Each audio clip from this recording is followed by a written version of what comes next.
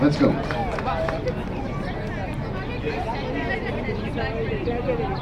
Thank you, Captain Carlos. Welcome to Chicago, everyone. Ready for a boat ride? Yeah. In the next 75 minutes, what we're going to do is take the main branch of the Chicago River, followed by a little bit of the North Branch. We're going to do more of the South Branch, come back to the main branch, and we're going to end the tour right here. Over those 75 minutes, I'm going to show you some of the best architecture in the world. Chicago's world famous for its architecture. We'll be looking at some of the most interesting architecture, some of the most beautiful as well. I'm really proud to be with you today sharing my city. I really want to give you a sense of Chicago during these 75 minutes. We're definitely going to be talking about the people and the stories behind these buildings, but we're also going to be talking about the water. We're obviously on the river for this trip, and this is where Chicago got started, on the river. I'll show you exactly where Chicago started. Also, the lake is part of our story, so we will talk about the lake as well. So, you may have seen about a month ago, TripAdvisor released a list of the most popular tours in the United States. Guess which tour was #1? Yes, this tour. Isn't that great? Shoreline 75 minutes. Architecture River Tour, #1 most popular tour. So especially proud to be with you. You all have impeccable taste. I commend you. #2 is the Grand Canyon. Not bad. So we are going to be going through something of a canyon today. All of our skyscrapers along the river give us a sense of a canyon. So we're going to be talking about the buildings, as I said, also the water, and where the architecture meets the river. We're going to be talking about a very new amenity in the city, the River Walk. It's actually been in development for about 15 years, but it just was completed. And so we'll talk about the River Walk, as it is quite exciting, very interesting as well. One of the main architects that has affected Chicago, his name was Daniel Burnham. Daniel Burnham passed away over a century ago, but Burnham famously said, "Make no little plans, they have no magic to stir men's blood." We love that quote. Daniel Burnham is encouraging us to dream big, think big, plan big. And Daniel Burnham actually planned big. Burnham created the 1909 Plan of Chicago.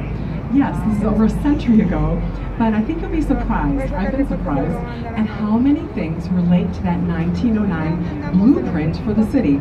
Daniel Burnham created this very visionary, very comprehensive plan, and so many things relate to it. So that's one of the themes of our tour. We'll be talking about all the different things that the Daniel Burnham plan has called forth or affected. A little background on Chicago.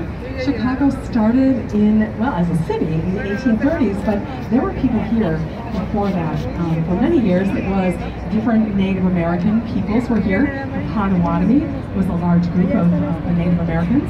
Also, early French explorers had come through here. We'll talk more about Marquette and Joliet a little bit later. But 1803, we weren't even a town yet. The United States set up a U.S. military fort off the river, and it was called Fort Dearborn. So I just wanted you to know that there was stuff going on here before we became a town and a city in the 1830s. But we'll return to that when I show you exactly where the city began. So we're heading to the main branch of Chicago River, and you're going to see we have lots of bridges in Chicago. Chicago has more movable bridges than any other city in the world outside of Amsterdam. 37 movable bridges. A lot of them are double-decker, like the Lakeshore Drive Bridge. A lot of them have the L trains on the top. This one does not. It's traffic on both levels. But we're a business city. We keep things moving. That's why we have so many bridges. Lakeshore Drive is a coastal highway. It goes all along our lakeshore. The early Native Americans called Lake Michigan the Great Sea. So it is like an ocean. And Lakeshore Drive will take you all along it, mile after mile. We highly recommend it. You can get behind the wheel, get on Lakeshore Drive. The bridge is actually called the Roosevelt Memorial Bridge because Franklin Delano Roosevelt was here as president in 1937. He dedicated this bridge. Okay, we have some nice views here, so if you have your cameras at the ready, I want you to enjoy this. Wow. Fantastic. We're on the main branch now. Chicago's in a building boom. About $1 billion worth of projects in the pipeline is what I last read. So you're going to see lots of cranes, a lot of it's residential. The first building I want to point out, though, this is actually the best vantage point for it, but we're a little far away from it. But if you see past those yellow cranes, it's a tall building with white curvy balconies, 82 stories tall. That is Aqua. Aqua opened in 2010. It's hotel and residential, designed by Chicago and Jeannie Yang.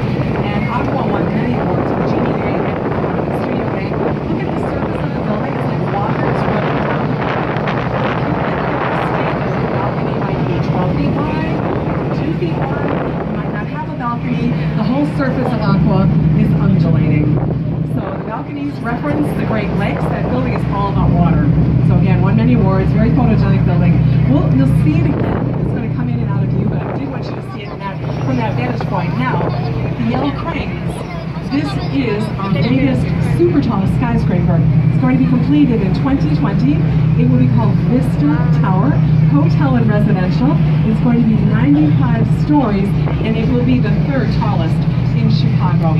Vista Tower is designed by Jeannie Gang, who designed Aqua. So 10 years later, between these two projects, highly anticipated project here. The renderings look beautiful. It's going to be a very luminous design. So when Vista Tower is completed in 2020, it will be the tallest building in the world designed by a woman-led architecture firm. So we're very proud of Jeannie Gang. Isn't that great? Yes. She's awesome. She's in huge demand right now, so we're glad to get to have her again for another major building. Okay, so main branch of the Chicago River. You're going to see Aqua again, so if you're interested, keep an eye out. You'll get some good views of it. In front of Aqua, this building jutting out at us here, is the Swiss Hotel. Swiss Hotel, 1980s, by the architect Harry Weiss. We're going to talk about Harry Weiss later on the tour, but you can see something about Harry Weiss here. Harry Weiss was an architect who loved to sail. He loved sailboats. One of his preferred shapes, his preferred shape was the triangle, because it reminded him of a sailboat. So Swiss Hotel is a building in the shape of a triangle. He designed quite a few triangular shaped buildings. 1980s, Harry Weiss, and again, we'll revisit him a little bit later. So there's Aqua again. All right. Now, straight ahead of us is Trump Tower, Trump International Hotel and Tower, 2009 by Skidmore, Owings & Merrill with Adrian Smith, hotel and residential. Trump Tower is the second tallest building in Chicago, but we have a nice view of it here. And friendly people. You all are amazing, very friendly people.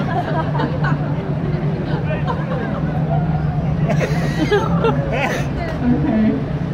Look at how a Trump Tower seems to rise out of the river. This is one of the best views of it, I think, is that you see that glassy skin on the building. That's Adrian Smith. Green, it's a blue glass that sort of imitates the water. It's almost like it's rising out of the water. Beautiful design by Adrian Smith. Also, what he did, you notice there are setbacks in the shape of the building. Those setbacks are not random. The setbacks correspond to the heights of other buildings around Trump Tower. So the building is designed to respond to its context, to everything around it. And it is, yeah, I told you it's the second tallest building, but what used to be there was the Chicago Sun-Times newspaper building. It looked like a big barge of a building, so that was there for a long time. So this is what replaced it. Okay, there's more shoreline people there. All right. So now to the right of Trump Tower, something quite different from Trump Tower. This is a beloved building in the city. This is the Wrigley Building, early 1920s. Graham Anderson Probst and White were the architects. This was built for the Wrigley Chewing Gum Company. They're still in the city. They're in a new high-tech office building, but this was built for them, early 20s. Graham Anderson Probst and White, the architects, were inspired by Spanish Renaissance architecture, specifically the Giralda Tower in Seville, Spain, inspired them. The Wrigley Building is covered in white terracotta. Terracotta is a baked clay and is glazed white. It looks beautiful all the time, but at night it's especially stunning because it's illuminated at night, so it just glows. If you're here at night, take a look. Now, this is the Michigan Avenue Bridge. It's another double-decker. And the Michigan Avenue Bridge opened in 1920, and when it opened, there...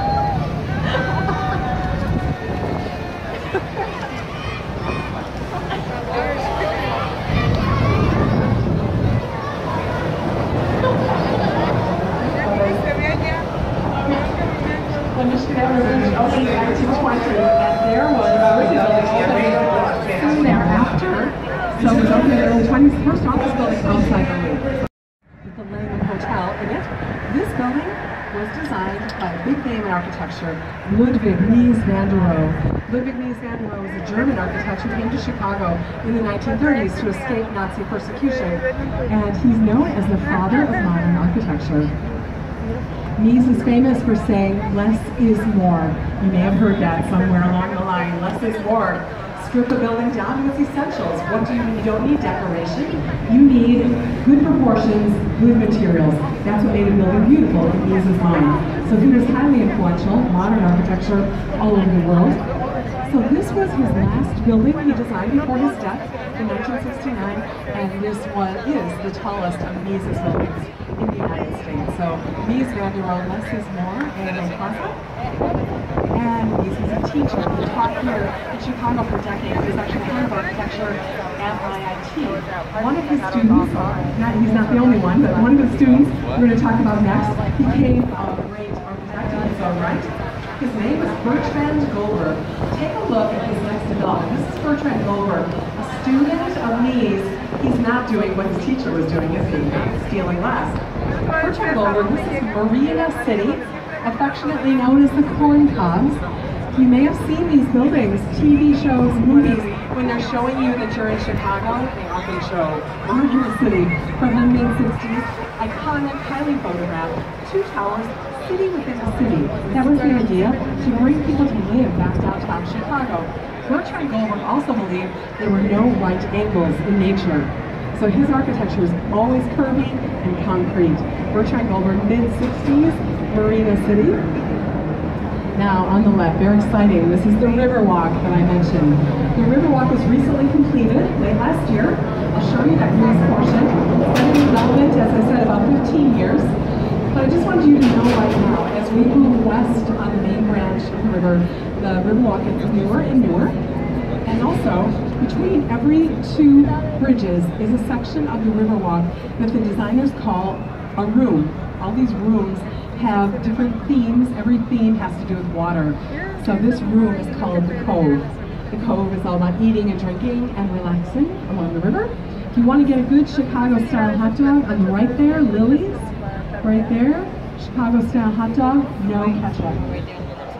No ketchup. I don't like that. On the right here, this red brick building with a clock tower is the Reed Murdoch building from 1914 by George Nimmons. George Nimmons was enjoying the Prairie School idea that Frank Lloyd Wright designed with. Long, low, horizontal, the colors of nature, dark red brick. But what I think is most interesting about the Reed Murdoch building is that it is facing its pretty side to the river. No other building in 1914 was doing that. Where did George Nimmons get this idea? He got from Daniel Burnham's 1909 plan. Burnham called for a reorientation to the river, the spine of the city. Let's not ignore it. That's what we were doing in 1914. So George Nimmons embraced that. He faces the pretty side, the clock tower, of this building, to the river. Burnham also called for promenades. This is the most waving I've ever seen on these. I was sitting on there, that's why we were doing this. Burnham called for promenades along the river. So look at this, over a century later, we're finally getting around to it with the Riverwalk. So Daniel Burnham's ideas, very influential. Okay, we're coming up to another double-decker bridge here, the Wells Street Bridge. This is one that has the L trains on the top. And you may notice that there's so many different bridges. They look similar, but they're all different ages. Some of them are 100 years old. This one was just rebuilt a few years ago. So even if they're very new, they still look the same old kind of industrial Chicago look. Lots of bridges. Okay, coming up on the right is a huge building. This is the Merchandise Mart, 1931, by Graham, Anderson, Post, and White again. They did the Wrigley building, so here they are doing an Art Deco building. You're going to see quite a few Art Deco buildings on our tour, but one thing you're going to see, one feature on every single Art Deco building is soaring verticality, leading your eye to the sky. Even a massive building like this still has that vertical feeling to it. That's Jazz Age architecture. Art Deco, a time of prosperity and optimism right before the Depression. The Merchandise Mart was built for the Marshall Field's wholesale division. Marshall Field had a world-famous department store in the Loop on State Street for 150 years. The building's still there. It's a Macy's store today, but they were in wholesale. In front of the Merchandise Mart, you see 8 heads David Letterman once called these the Pez Hall of Fame. There's no candy involved, isn't that great? As if they open. There are 8 portraits, 8 different retail kings. So Montgomery Ward, Marshall Field, Frank Woolworth are depicted there.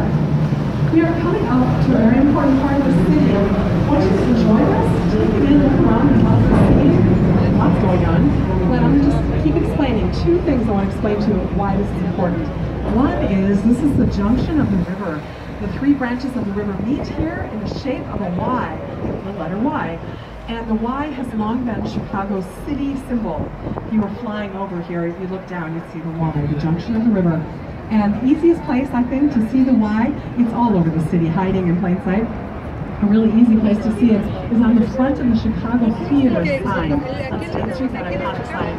There's the Y, city symbol. This is also where the city began, as promised.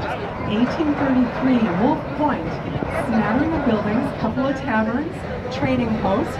Across the river was our first hotel. It's called the Sauganash Hotel, canoes back and forth. At the Sauganash Hotel, they named the city of Chicago. The name Chicago comes from the Native American word for smelly wild onion. Yes. Those early years, by all accounts, were quite miserable here in Chicago, 1830s. It was muddy and swampy and very cold and damp in the winter, and also it had this smell in the air. Now, this particular wild onion plant actually tasted like onion, but smelled like garlic. So back then they thought that was annoying.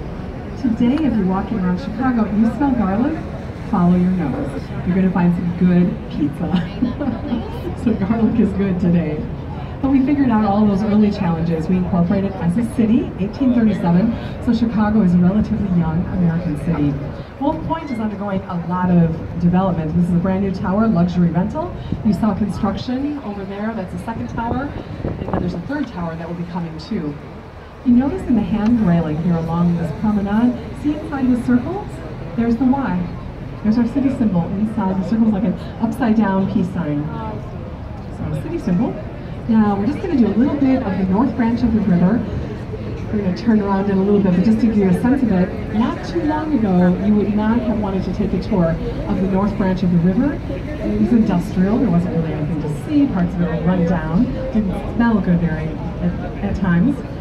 But today, entirely different situation. All the tour boats, as you see, are going up here. A lot of Chicagoans want to live on the north branch of the river. The building and the architect that got this Renaissance started right here. This is the oldest building we'll see in our tour, 1898, Fulton House. Fulton House was a cold storage warehouse, and in the 1980s, architect Harry Weiss, remember the sailor architect with the triangles? He converted this into condos. Look at the next development. This is also Harry Weiss. You see the triangles? You see the porthole windows? Harry Weiss, this is River Cottages, 1980s, 4 townhouses. The people who moved in here were pioneers at both places. Nobody was living here at that time. Of these 4 townhouses, 3 are still the original owner's hands, 1980s. Incredible. The 3rd one was sold not too long ago, and it's undergoing a gut rehab. But Harry Weiss's idea, as a sailor, it's not surprising to hear this, he believed that people should be near water. It was good for their souls. I'm sure he also read some of Daniel Burnham's 1909 plan. Let's not ignore the river, let's celebrate the river, let's live on the river, let's face the river again. So he does that in the 1980s with Fulton House and River Cottages. That was still a pretty radical idea on the north branch of the river. Now, as we cleared this bridge, almost everything you're seeing here is residential. Complete metamorphosis. I mean, this is an amenity, this is an health club, but all these towers you're seeing are residential. Over on the left here, this is a gated community called Kinsey Park Residences. There are 70 townhouses here. The larger and more desirable of them are going for about $2 million right now. If we would continue going north, maybe another half mile up, we would see all the old Montgomery Ward buildings. Montgomery Ward no longer in business. They left a lot of buildings. So big warehouses and office buildings, a lot of that space has been converted into loft residences, some loft offices, and some restaurants. So highly desirable. Today, this is a neighborhood. All the amenities are here, the grocery stores and the parks and the bike paths, and you got the promenades for walking your dog, beautiful landscaping. It's very desirable. Go see Zach at the bar, get something to eat or drink. If you have any quick questions for me, it's a good time now too. And I'll talk to you in a few minutes. Sí, pues como no. Aunque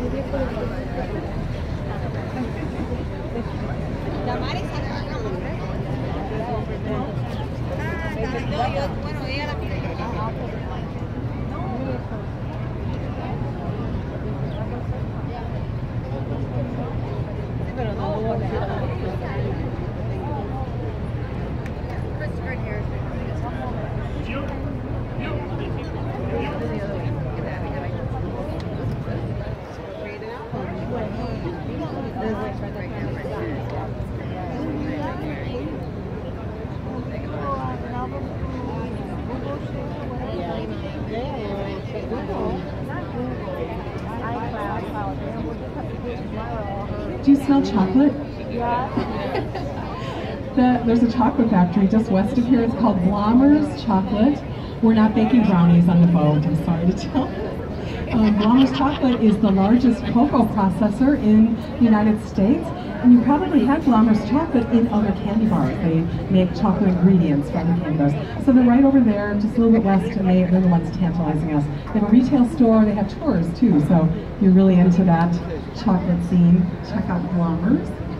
I'd like to talk briefly about why Chicago rose here. You know, it's not uncommon for cities to rise on major bodies of water. We're on Lake Michigan, but there are a lot of cities around the Great Lakes. Why such a big city here? Well, our strategic location had a lot to do with that. Early French explorers, Marquette and Joliet, had come through here in the 1670s, and they saw it way back then. They said, a great city will rise here someday if they do one thing, if they connect two major water systems, the Great Lakes system to the Mississippi River system. And that's exactly what Chicago did. 1848, we completed a canal southwest of the city that connected those two water systems. If you had a boat in 1848, this is the trip that you could have made.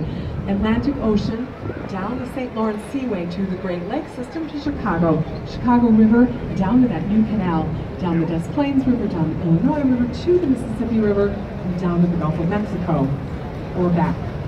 So as of 1848, Chicago had the water trade, water transportation sealed up in North America, huge growth potential. Also that same year, I think even bigger news, the first railroad came to Chicago. Chicago became the railroad capital of North America for the rest of its history. Pretty much we're still a big train city, but that's what drove the growth of Chicago. And I'm going to return to that thought in a moment, but I do want to give you a heads up. If you have, I know a lot of you are using your cameras, I'm glad. There are some great views coming up. We're coming back to the junction of the river.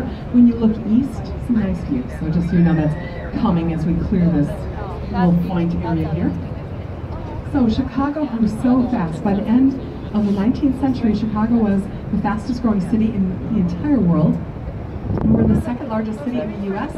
after New York for a long time. Today we're the third largest city after Los Angeles. 2.7 million people in the city, 9 million people in the wider metro area. So strategic location had a lot to do with Chicago's growth. And we have two brand new shiny buildings. First, this one, River Point, Picard Chilton. It's an office building and has that glassy skin reflecting everything around it. And look at that arch. Arch is not some random design flourish. It actually is meaningful.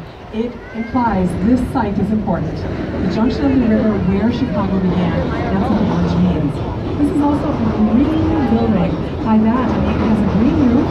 It has green technologies to minimize pollution, and there's going to be a green park at the base.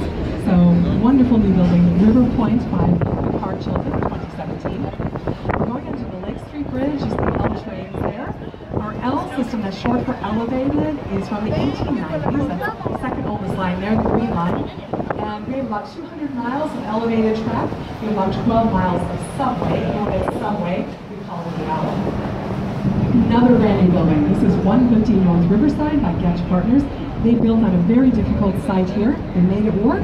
Look at that narrow base on the building. It's only 30 feet wide. The core of this building supports this building. And look, you can see us. Do you see us? We look good. Well, there's something to wave at. Do you see us? It's another green building, so all the green roof, green technologies, green park, our restaurant is coming. 115 North Riverside is a very high-tech building, and Getch Partners figured out how to utilize this very difficult site. We are on the south branch of the river now. I should tell you that all these skyscrapers on the west side are built over busy railroad lines. We've got Amtrak trains here and Metro, or commuter lines. So that means amazing engineering to build skyscrapers over busy railroad lines. But also, the developers of these buildings have had to use something called air rights. Air rights means essentially you're buying the air above the railroad tracks. This comes from a medieval legal concept that goes like this. Whoever owns the soil owns heaven above and hell below. So Chicago railroads are charging for the heaven above their railroad tracks, and I'm sure it wasn't cheap. The first building in Chicago to use air rights is coming up right here past the Boeing building. It's another Art Deco building covered in limestone with clocks. That was the Chicago Daily News building. That paper's no longer in business. 1929, Halliburton Root, prolific firm in the city, right before the Depression. They built this building using air rights. Chicago Daily News building also was the first building in the United States, first commercial building in the country to incorporate a public plaza as part of its design. This was a novel idea at the time, but Halliburton and Root, the architects, were thinking about Daniel Burnham's 1909 plan. And the question, how do we reorient toward the river? How do we open up to the river? They did it with a beautiful public plaza. It used to have fountains. Today it's trees and flowers. But Chicago Daily News, wonderful building. It is soaring verticality. There you go, Art Deco, leading your eye to the sky, covered in limestone. Setbacks in the shape. That's another key feature. The zoning of the Art Deco period wanted to allow light and air down to street level. Also, elegant relief sculpture is another feature of Art Deco. Today we call this building 2 North Riverside. The Art Deco period...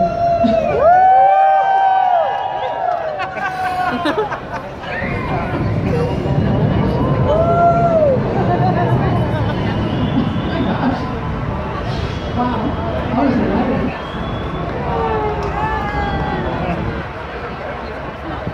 Ready?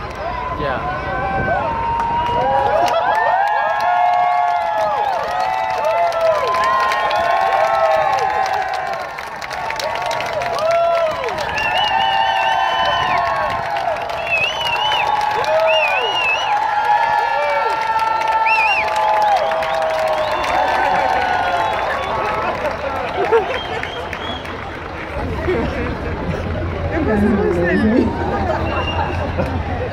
Oh, I forgot what I was saying. Sorry. Back to architecture. We've got examples of modern architecture. It's sort of a come down after that. Modern architecture was the style of architecture that came to the fore after World War II. So we're talking mid-20th century. This kind of architecture, this is Skidmore, Owens and Merrill from the 1960s. Gateway Center 1 and 2. Black steel and glass. Mies van Roo is influencing this. He's teaching in the city, and this style of architecture made sense. There's no nonsense. easy to build, quick to build, and corporate America loved modern architecture because it was often economical. So this is the style that's spread all over the United States throughout. 1, 2, 3, 4. The gateway is right there, one block in. That's Union Station. It's the third busiest train station in the United States. It's the gateway to the rest of the country. We're going into Adams Street. Adams Street was part of the historic Route 66 before the interstate system. Route 66 connected Chicago to the Pacific Ocean in California, so a lot of nostalgia about Route 66. Another view of Union Station. That was Burnham's firm that finished that in the 1920s. You might wonder if working in these skyscrapers above railroad tracks would be awful, but actually they're engineered so well. The fumes are ventilated out the rooftops, and also the people in the buildings do not hear the trains nor feel the vibration. So amazing engineering. Coming up on the left, you see there's a map on this building. That red piece is that building. They put themselves on the map. So it's a map of the river, and they put their precise location. This I find this more and more humorous the more I think about it. This is a 1970s banal office building, 300 South Rackner. Nobody ever looked at this building or talked about this building before. Now with this map, it's just a few years ago they put this on. We all look at their building. We all talk about their building. Very brilliant. You are here. I'm sure they read some Daniel Burnham plan of 1909 too. How do we reorient toward the river? Let's put a witty map on our building. So now everybody looks like their building. Okay, coming up on the right, there's a very sad looking building here. This was our Central Post Office from 1932. Here's Grant Anderson Post and White again, another Art Deco building. Soaring verticality, even though it's such a blocky building, very streamlined. But it looks, you can see that work is being done, so there's hope. But it was empty, lying empty since the mid-1990s. It had grown obsolete. We built another post office south of here, which is nothing to look at. But this building, they just couldn't figure out what to do with it. Today, there's an owner and a developer. You can see the lights are on. So exciting. So it's going to be high-tech office space. The rooftop is going to have a park. And along the river here, all these amenities are coming. You may have seen this building in a movie, Batman movie, 2008, The Dark Knight. That first scene with the robbery and the Joker, that is filmed in here. So very lovely Art Deco interior. When this post office opened in 1932, it was the largest postal facility in the world, 3 million square feet. Now we needed that because we're a big city, but also because of the mail order catalog businesses. So as we were just talking about, we had Sears here, Montgomery Ward, 2 big mail order catalog businesses. So all those catalogs being sent out and all the orders being fulfilled. We needed a huge post office. You also notice there's a road going right through the post office. That's an afterthought. This is part of the original design. This is the Congress Parkway coming out of the South Loop, and it turns into the Eisenhower Expressway that way. This is amazingly an idea from Daniel Burnham in 1909. Burnham called for arterial roadways radiating out from the city center, accompanied by monumental civic buildings. You will see in the drawings from the 1909 plan, Congress Parkway is depicted in those drawings. So this shows the staying power of Daniel Burnham's ideas. The plan is 1909, the post office is the 1930s, and the road is until the 1950s. So Daniel Burnham's ideas, very ahead of their time, very comprehensive. I would suggest this is part of why Chicago is a beautiful building. I'm looking at a building. Sorry, a beautiful city. Why Chicago is a beautiful city is because we have that starting point. Daniel Burnham's 1909 plan gives us a starting point. We debate ideas. We don't always agree. We don't do everything Daniel Burnham said, of course, and we don't always get it right. You know, parts of the city that are not that beautiful, but we try. And Daniel Burnham's ideas have guided us for over a century. I would say that Chicago is definitely a work in progress. We care about beauty and harmony and order, and we're definitely always working to those ends. Speaking of work in progress, look at this tract of land. It looks quite forsaken. This used to be a train station. It's called Grand Central Station, just like in New York, closed in 1970. What's coming here is a new development called River Line. One word, River Line is going to be 8 glassy residential towers rising here with lots of green space, lots of prairie grasses, and along the river will be a naturalistic boardwalk. So it looks beautiful. This is the South Loop neighborhood, south of the Loop, of course. The Loop is our business downtown, so in size, it's about 6 by 8 blocks. The loop of elevated tracks loops around in the loop. In the loop, you'll find government, finance, theater, retail. That's all in the loop. The South Loop, though, is a huge neighborhood, and it is the fastest growing neighborhood in Chicago today. And the development, you see, they're in a building boom. South Loop, definitely hot real estate. But the development that got this all started is right here. Do you remember this architect from the main branch? Remember Marina City, the corn cobs there? Bertrand Goldberg. Here he is 20 years later. This is River City, 1980s. Same idea. Building a community, a city within a city, to bring people to live somewhere they're not living. 1980s, South Branch, nobody was living down here.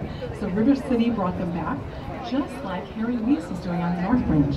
With Fulton House and River Cottages, same decade, 1980s. These two visionary architects had the same idea.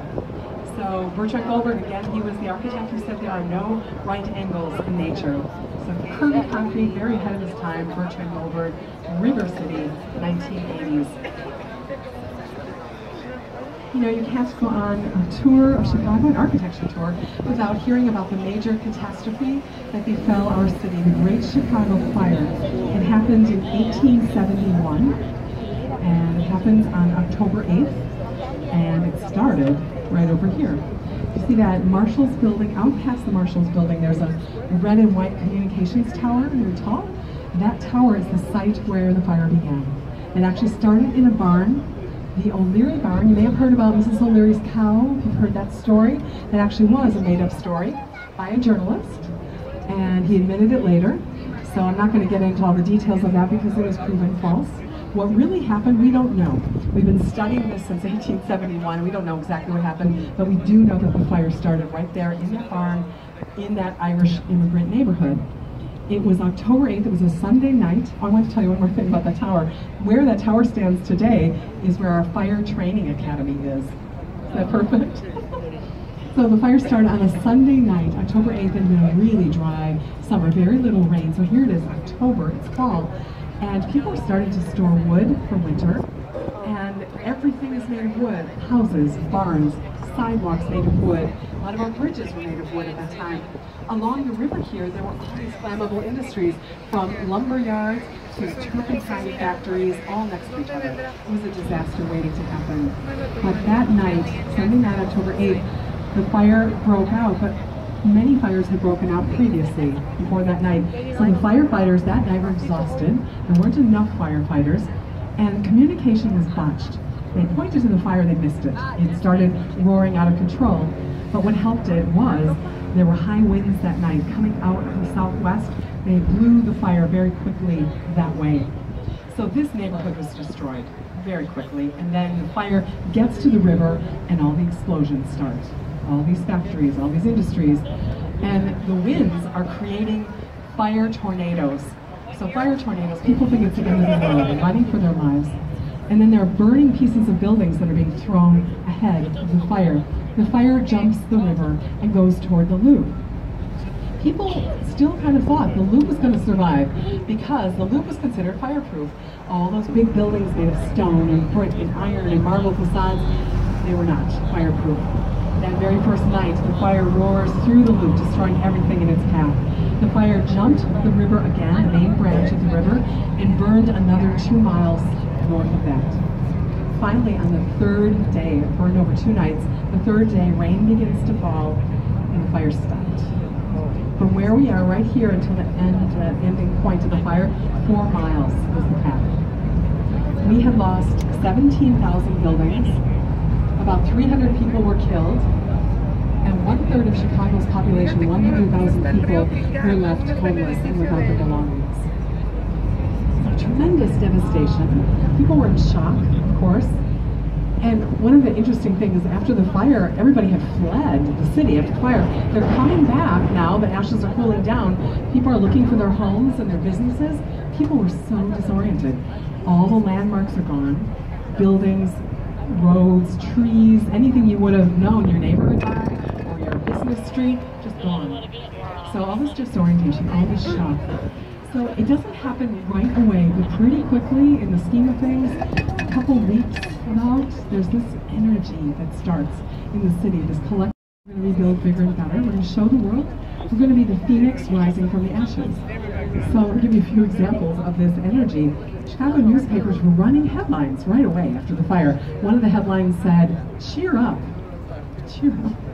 Chicago shall rise again. Don't give up." And a Chicago businessman kind of saw this as an opportunity. Okay, we have this little problem. We're going to rebuild. Potter Palmer was one of those businessmen. He had lost his multi-million-dollar luxury hotel in the Loop, and it had just opened weeks before the fire.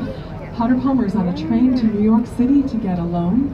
Potter Palmer obtains a loan for $1.6 million in 1871 to rebuild the Palmer House bigger and better and more fireproof. Marshall Field had lost his multi-million-dollar luxury department store on State Street. He right away, within 2 weeks, everyone in the city was astonished by this. Marshall Field gets right back into business in a barn on 20th and State.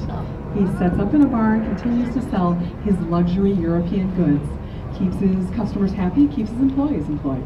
Lots of stories like that. It took the city about 15 years to rebuild, and we did. We rebuilt bigger and better, more fireproof, and much more thoughtful design of the city. We had culture by the time. A lot of money was flowing and a lot of people were coming here. So in the aftermath of the fire, this is one reason Chicago is known for its architecture. Architects came to the city after the fire, of course, for opportunities. Engineers did, people in construction, there were lots of opportunities for work. So one of the reasons we have great architecture here is that kind of snowball, that architect effect. They attracted new architects. I want to tell you about two developments that came in that aftermath of the fire period, that energy time, 15 years after the fire.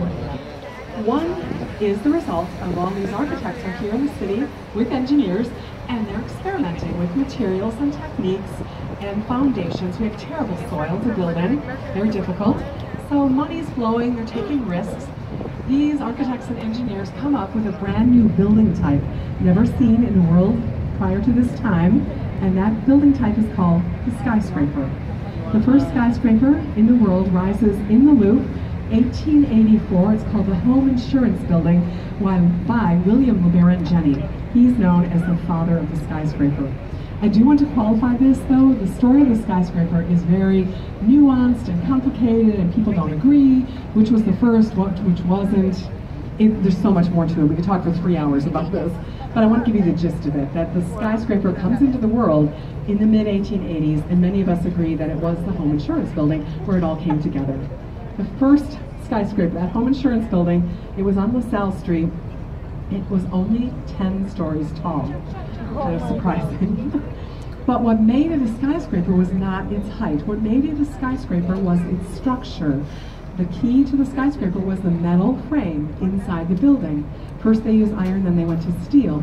With the metal frames, like a skeleton, it holds up the building. So now the outer walls no longer have to hold up the building. So now the outer walls can be anything you want. Stone or brick or terracotta or glass.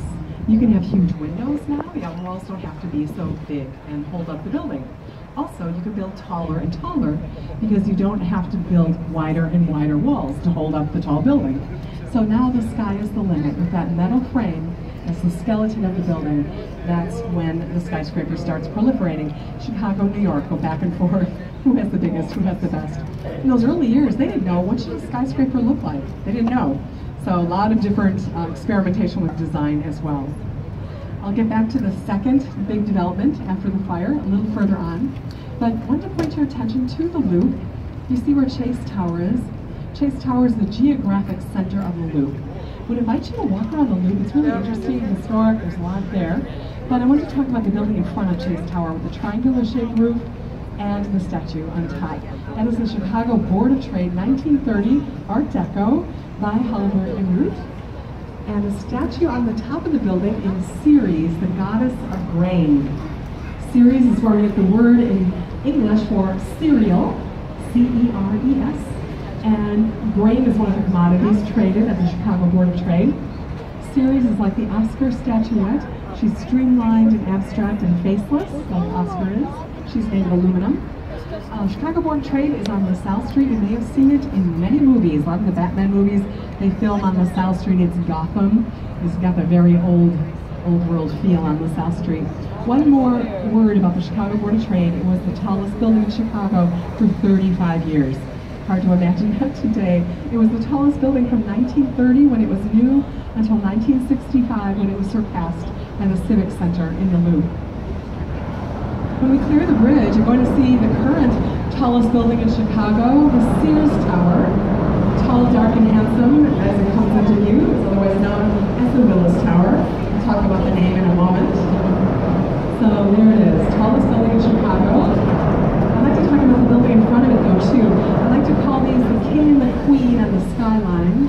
The queen has a crown, and her crown is actually a lantern. It lights up at night, surrounded by 4 little crowns up there. She's beautiful on the skyline at night. She has an unfortunate address name. Her name is 311 South Wacker. She was designed by Cone Pedersen Fox of New York, 1990. She's covered in a pink tinged granite. So she is kind of a feminine building, pink and rounded with a crown. She complements the king. Of course, the architects were trying to do that. So the king, of course, is the Sears Tower, very bold and black on the skyline there. Skidmore owns in Merrill, 1974. It's going to come into view another few times. Take a look at the structure here. This is innovative structure at the time. The lead architect, Bruce Graham, and the engineer, Foster Khan, came up with this new technology. It was called bundle tube technology. 9 skinny skyscrapers. That's what makes up the Sears Tower. 9 bundled tubes, bundled together for strength. But each of those skinny skyscrapers ends at a different height. So that gives the building a little bit of give, a little bit of sway. You want a tall building in the high winds to not be rigid. You do want a bit of give. Contemporary buildings do this in a different way, but back in the 70s, this was a new way to do it. So only 2 of those tubes go all the way up to the top, 110 stories. And the Sears Tower will sway 6 to 18 inches in high wind. Sounds unnerving, but that's actually good. Now, I'm going to tell you about the name in a moment, but I want to point out something while we can see it. When you look up toward the top of the Sears Tower, notice 4 glass boxes sticking out the side. Those people can see us. This is a good time to wave. Brave people up there. That's the ledge. Has anyone done the ledge? Oh, wow, a lot of you. All right. The ledge, for those of you who haven't, is up at the observation deck. So you take the fast elevator up to the sky deck. Amazing views from the sky deck. You can just do that. But if you want, you can stand in line for one of those glass boxes. When it's your turn, you step out. Oh, goodness. And you are looking straight down at the sidewalk, 103 floors down. 1974. Sears Tower. So very safe, very well engineered. Has anyone done the tilt? Ooh, all right. Yes, so high. The tilt is at the John Hancock Center. I'll point it out on our tour. It's not on the river, but we can see it. 4th tallest building in Chicago. So the Sears Tower, same thing. It's a 4th tallest skyscraper. Take the fast elevator up to the observation deck. It's called Chicago 360. There's another glass box. But this glass box, right, moves. 8 people at a time. You hold on to him.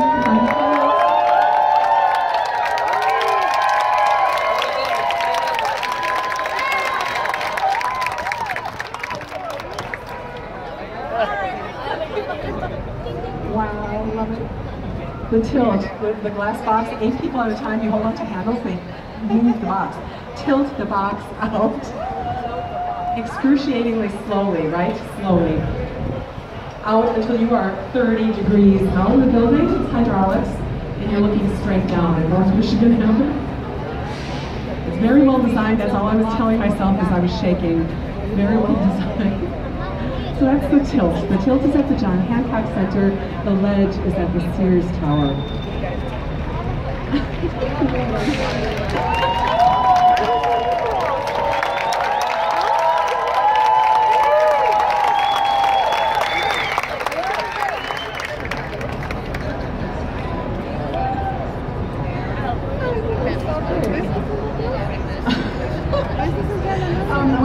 name, and then I'm going to tell you about the world's tallest building. The name. World for 24 years.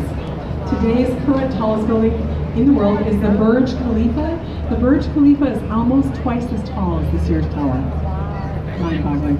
Willis has the naming rights. Willis is an insurance brokerage company out of London. They're actually a small tenant in the building. They have the naming rights. United Airlines is the largest tenant in the Sears Tower. But Chicagoans like me are going to keep calling it the Sears Tower. It's not anything, all right? Yes. We like to say that the building may say W-I-L-L-I-S, but it's pronounced Sears. Right? So I miss this building, but take a look. This is a great building. 1929, Civic Opera Building, Graham Anderson Prostoway. It is our opera house, surrounded by an office building. It's the Lyric Opera Company that's been there since the 1950s. Renee Fleming is their creative director. Another art opera building facing the Chicago Daily News. 29 buildings. Now I want to mention that second development that came after the fire. So the year is 1890. And Chicago wants to step out on the world stage. We want to host the next World's Fair. It's kind of how cities compete for the Olympics today. So the previous World's Fair had been in Paris, and it was a great one. That's when the Eiffel Tower premiered. The next World's Fair was going to be in the United States, and it was going to commemorate Columbus's discovery of America. And it comes down to New York City and Chicago. The U.S. Congress votes. They vote for Chicago. Chicago gets the right to host the World's Fair. We host the World's Fair in 1893. It's 6 months long, that's all it is. Spring to fall, 1893. 26 million people come to visit the fair. The fair, its location is 7 miles south of the Loop. Loop was too congested. We wanted a pristine place to build the fair. 7 miles south, that's still Chicago. It was in Jackson Park on the lake. We built over 200 buildings there, all temporary except one. The only building still left today is the Museum of Science and Industry. That was a building from the fair. And our Eiffel Tower at that fair was the Ferris wheel. So the Ferris wheel, first one in the world, premiered at that fair, 1893. So big World's Fair, big part of our story, just like the fire and just like the skyscraper. Speaking of history, this site, this was our first hotel. Remember that? Sauganash Hotel, where Chicago was named. Also, 1860 on this site. This is where the Republican National Convention was held, at which Abraham Lincoln was nominated for president. Right there on that site. Very historic. We're leaving the South Branch, coming back to the main branch. Look at the merchandise mart. Huge building, 4 million square feet, largest building in the world until the Pentagon took that title. This is the newest part of the Riverwalk right here. Just completed late last year, just still doing some work. I'm going to invite you to walk here. It feels really good. Walking near the water in the city feels cool. Also, look at the views you have. Old and new architecture, all the Chicago traffic here, L trains and boats. You also have public art. Our mayor, Ron Emanuel, has named 2017 the Year of Public Art in the city. $1 million worth of public art installations are going on all over the city. I'd like to introduce you to Dear. That's her name. She's by Tony Tessett. She's going to be with us through the fall. So all of our public art is usually on temporary installations. Also, look at this building. This is a favorite in Chicago, 333 Wacker by Cohn, Pedersen, Fox. Remember, they did the Queen building, 311 South Wacker. Here they are, 1983. The curve of this building magnificently reflects the curve of the river. The colors of the glass are the color of the Chicago River. You look into the building, you see other buildings. You also see clouds. So this is the first building in Chicago to really respond to its site as beautifully as it is. So 333 Wacker by Cohn, Pedersen, Fox, 1983. Let's talk about the Riverwalk for a little bit. The Riverwalk is still boggling our minds. We're still getting used to some of these things. For instance, from that newest portion to the lake is 1.25 miles, and now you can walk it uninterrupted. That's new. You used to have to walk over the bridges, and there was really nothing down here anyway, so this is all new, and every room has something to offer. I love this room. This is the jetty. The jetty has floating gardens and fishing piers. The plants there, their roots are down in the water, and they provide hiding places for fish. Today in the Chicago River, there are 71 species of fish. in the river. Isn't that amazing? Very hopeful. Also, you can fish in the Chicago River. You have to have a license. I've seen people fishing off these piers or off of boats. I know people are catching fish. I think they're throwing it back. That's good. But that leads to the next point. Chicago River is cleaner than it's been in generations, but it's not there yet. A lot of us would not eat the fish out of this river yet. Also, you might see people dangling their feet off the riverwalk in the water. A lot of us would not do that yet either. So it's cleaner, but not there. And the Chicago Riverwalk designers were aware of that. You come down here, it's so enticing, you want to put your feet in the water, but you can't. So they gave us this. The Water Plaza has a zero-depth fountain. See the people walking up there? Zero-depth fountain to play in actual clean water. So if you've been to Millennium Park and you've seen Crown Fountain, same idea, zero depth there. So that's the Water Plaza. You can have contact with clean water. Also, under every single bridge is a canopy made of metal. These canopies reflect light. They also protect people from any falling debris. Accessibility was a huge priority for the Riverwalk designers. Every third room has a ramp of some sort. And here, this next room has a nice ramp. This is the River Theater. Lots of seating. We have concerts here. But notice the ramp. It's a little subtle. It starts down at the Riverwalk and it does this lazy Z all the way up to Upper Wacker Drive. Accessibility. Upper Wacker Drive is Daniel Burnham. In the 1909 plan, he called for this roadway up above. It's for traffic and for people. Very Parisian, very classical. Daniel Burnham trying to class up the city, make us like Paris on the prairie. So Upper Wacker Drive is indeed classical. The Riverwalk is not classical. It's modern design. But the Riverwalk designers are harmonizing with Upper Wacker Drive with materials and with scale. So much life coming back to the river. You've been seeing it on this tour, haven't you? Not only fish and wildlife returning to the river, but we have otters in the river now. I just read an article. There are a few otters they're tracking, so that's a healthy sign. But you notice all the human life on the river, especially today. Wow. So many people want to come here and relax and enjoy life and watch other people, watch the boats go by. So much life. We're so in love with the Riverwalk. Now, I want to point out this building with a 55 on it. This is a rare example in downtown Chicago of brutalist architecture. Brutalism was a school of architecture in the mid-20th century that was all about honesty. Honesty through concrete. The word brutalism comes from the French term for rough concrete. You won't find much brutalism in downtown Chicago, but you will find a lot of it on university campuses all over the nation, and that was very popular on college campuses. So brutalism, 55 West Backer, this is from the 1960s. As we clear this bridge, I want to point your attention to an elegant little skyscraper ahead of us to the right. It has a gold top. See the gold top there? Art Deco, soaring verticality, but so much more. This is the Caroline Carbon Building, 1929, by the Burnham brothers, Daniel Burnham's sons, architects. Many of us agree that this building was designed to look like a champagne bottle. Built during Prohibition, 1929, alcohol is illegal. Champagne bottle on the skyline. It's a bit of a protest, do you think? Yeah. But that gold on the top is 24 karat gold, and it's dripping down the building. Do you see that? As if the top had just been popped, champagne is starting to flow. Now, one further proof that that's a champagne bottle, to my mind, that's the Hard Rock Hotel today. You can go in there. It's on Michigan Avenue. In the lobby is all Art Deco. Go in and look at the lobby, off of Michigan Avenue, and you will see all the theme is about flowing. Everything's like champagne flowing. That's the design in the lobby. So I don't think it's anything else but a champagne bottle. 1929, during Prohibition. Makes sense. Chicago drank its way through Prohibition.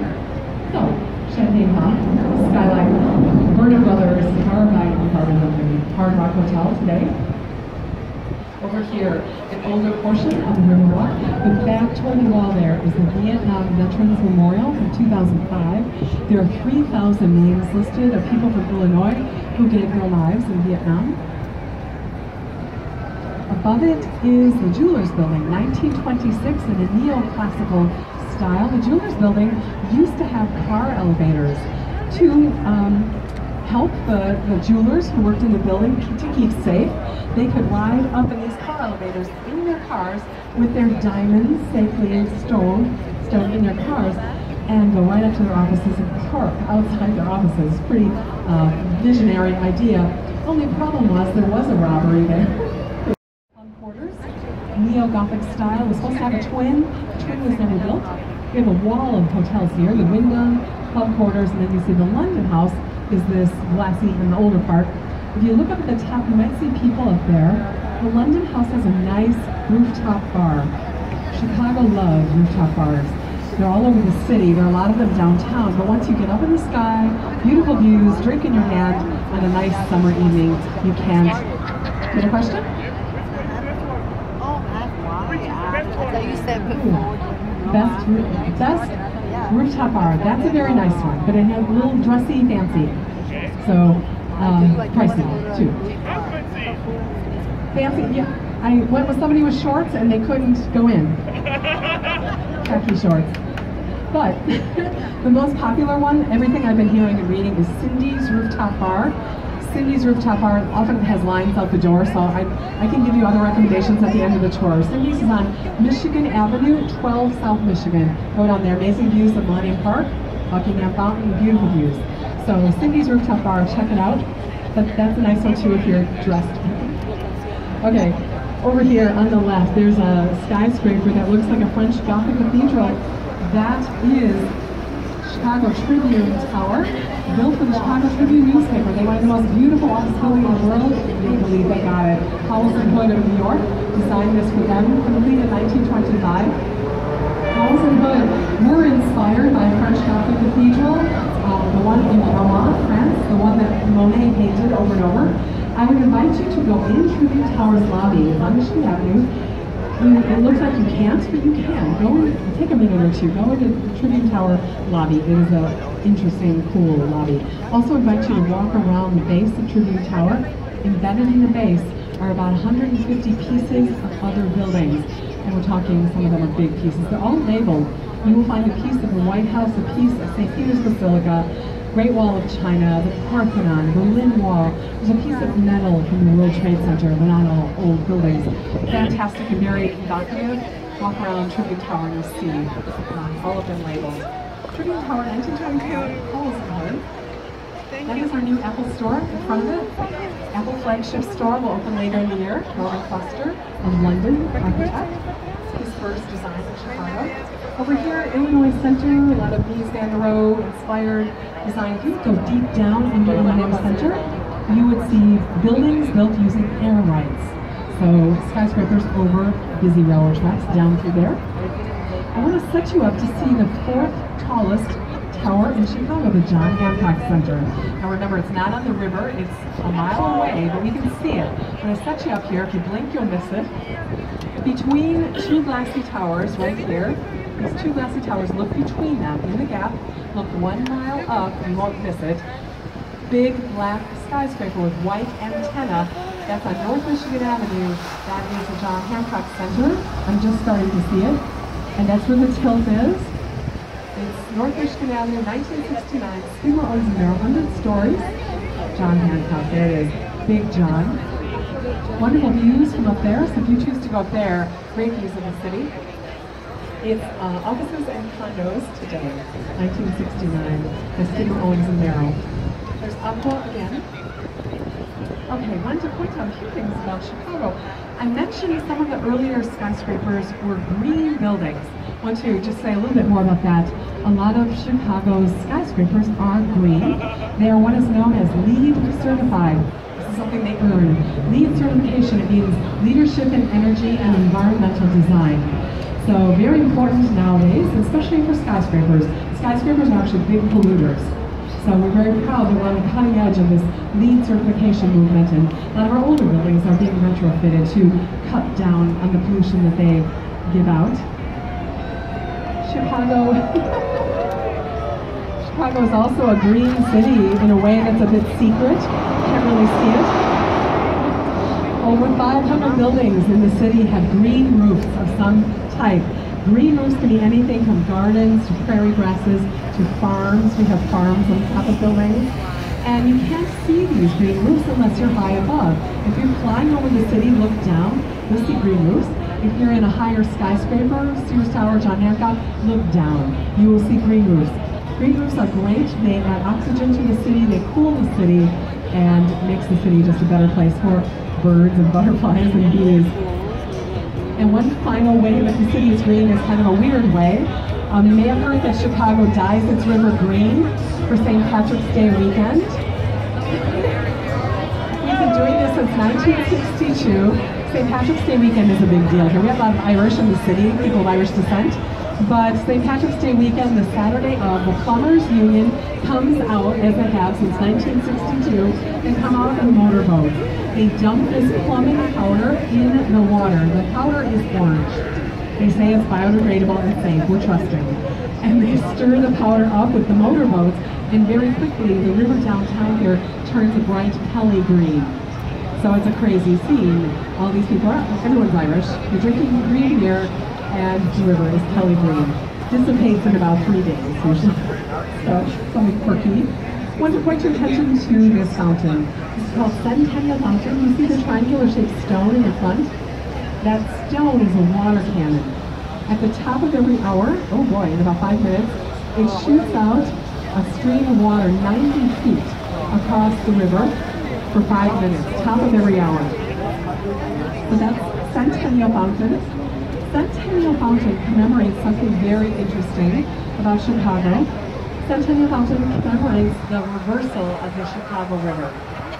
Yes, we reversed the Chicago River so far permanently. Why did we do that? We reversed the river because we had a problem. We had to change this. Chicago River used to flow the way we're going, out to Lake Michigan. The problem was we were not only ignoring our river, we were actively polluting our river throughout the 1800s. Not only just accidentally dumping, we were actively dumping industrial waste, human waste into the river.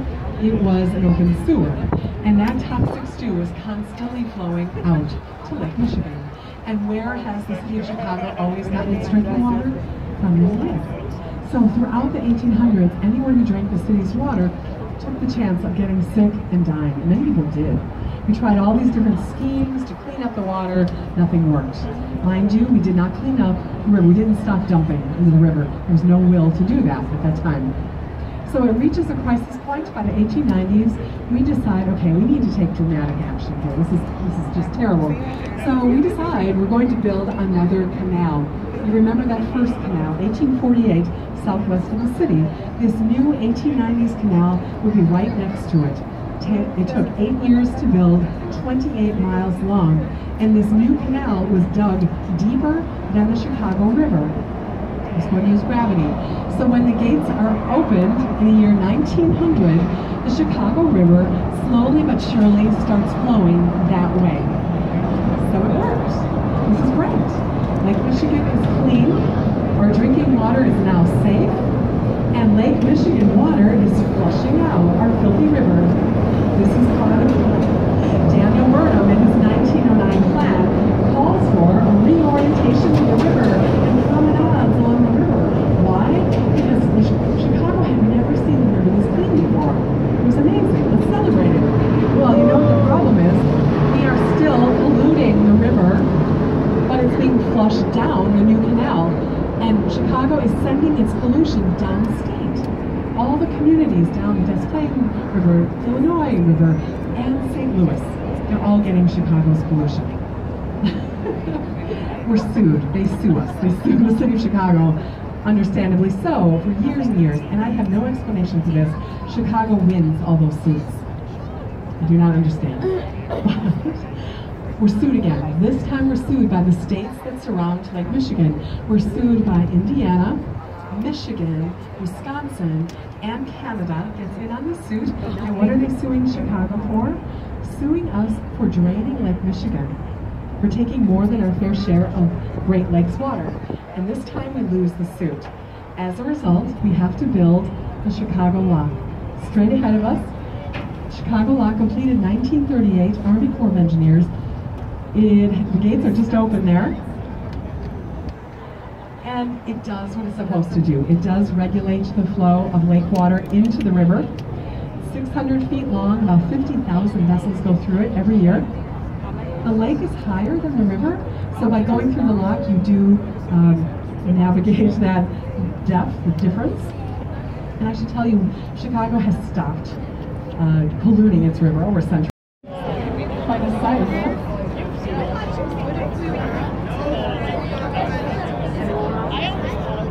You can stand, but not on the benches. Ask that nobody stand on the benches for safety. And we've been cleaning up our river too. I want to tell you that for decades now. We're getting there, made a lot of progress, but we're not quite there yet. So one effect of the lock is that we have lake water very regularly flowing into our river. This is one of the reasons that the river is a rare color. I mentioned that earlier, the glass on that 333 building, the color of the river. This is a rare color. This blue-green color you will not find on other rivers. Well, it is because Great Lakes water is here. There are two other reasons. There's an algae in the river, harmless algae, that creates part of the color. Also, the bottom of the river, some 20 feet down, is made of clay. So the clay and algae and the fresh lake water make the river this blue-green color. And you'll see a lot of the buildings have blue-green color right here on the right-hand side of the main branch. A bunch of buildings have that blue-green color. It's not accidental. The architects are referencing the rare color of the Chicago River. I did want to mention a building right here. This one is Lake Point Tower, significant building. Lake Point Tower opened in 1968. When it opened, it was the tallest apartment building in the world. Today it's condos, and that's a restaurant at the top. It does not rotate. People often ask that. The building, Lake Point Tower, was designed by Shipwright and Heinrich. They were students of Mies van der Rohe.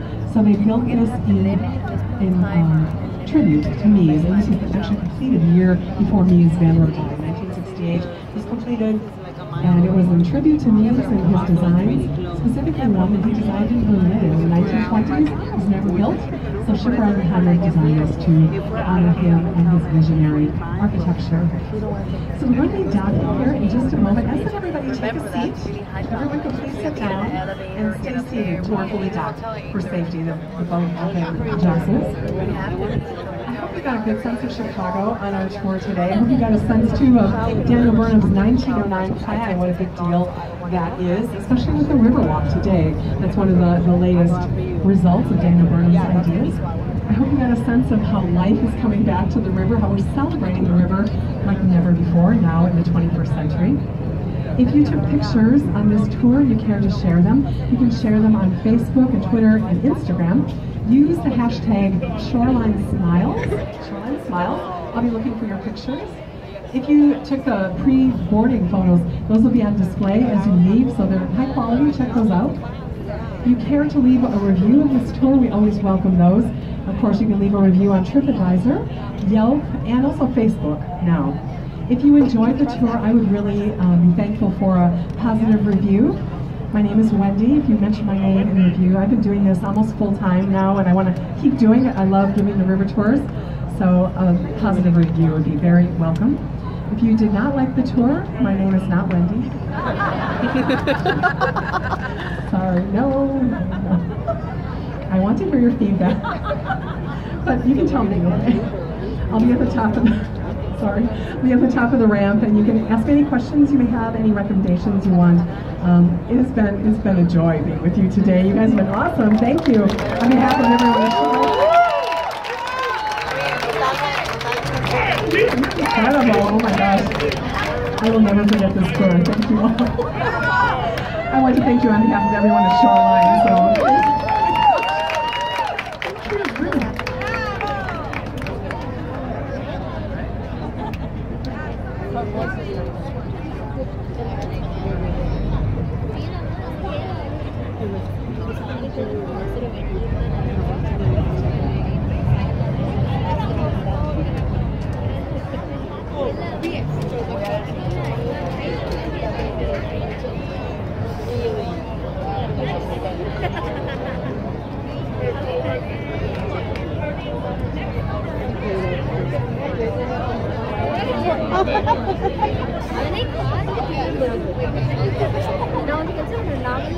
Ahora sí que